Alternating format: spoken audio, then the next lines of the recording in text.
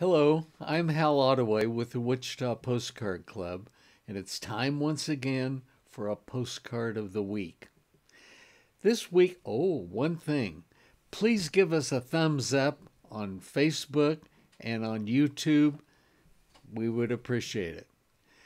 The postcard this week is of the Seneca bowling lanes at 1909 South Seneca.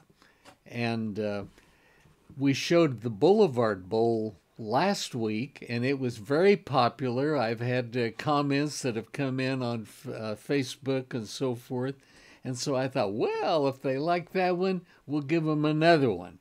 And so here is one more that's about the size of a number 10 legal envelope. You can see it's oversized, doesn't fit into a postcard box or a postcard album as such. You need to slip this into a top loader page and put it in a 3-ring notebook. But that's the way I organize and keep all of my oversized cards, and it's great to have them all together and to be able to review. In having those two bowling alley postcards together, I could see on the back that they were both published and photographs by Stowe photographers in Sunrise Beach, Missouri.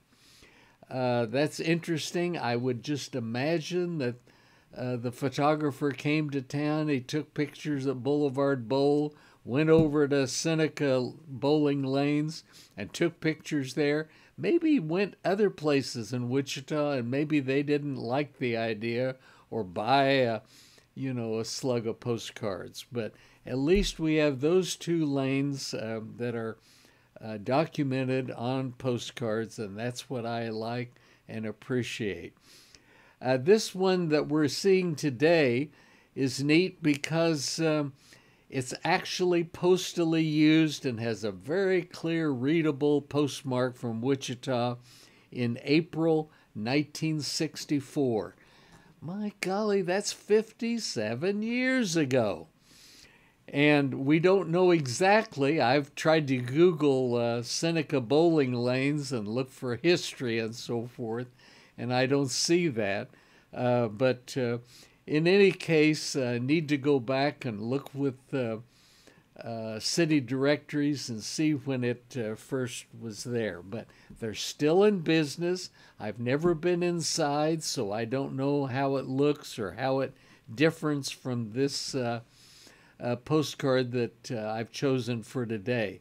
One other thing that's rather mysterious about this, look at the center of this view above the bowling lanes. There's an elongated yellow box.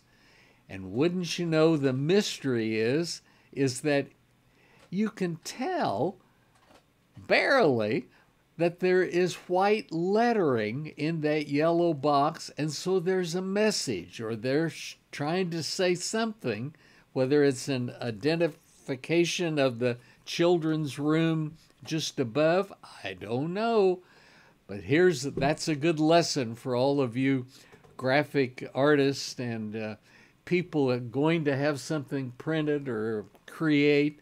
Remember, when you do something like this, don't have a yellow box with white lettering. It doesn't work worth a darn. And this is kind of disappointing. You know, it was something that they wanted to show and to tell about, but it just didn't come out in the wash. So, postcards, maybe they were going to use these up, and if they ever reprinted it, get something that said what they wanted to come across with to begin with. But this is a fun card, and if you go to that bowling alley, it'd be neat to know if they have any more or if they've ever printed another one since then. A lot of the advertising anymore is not done with postcards, but we still get a remarkable number as junk mail in the snail mail, so to speak. And so this is something to look for.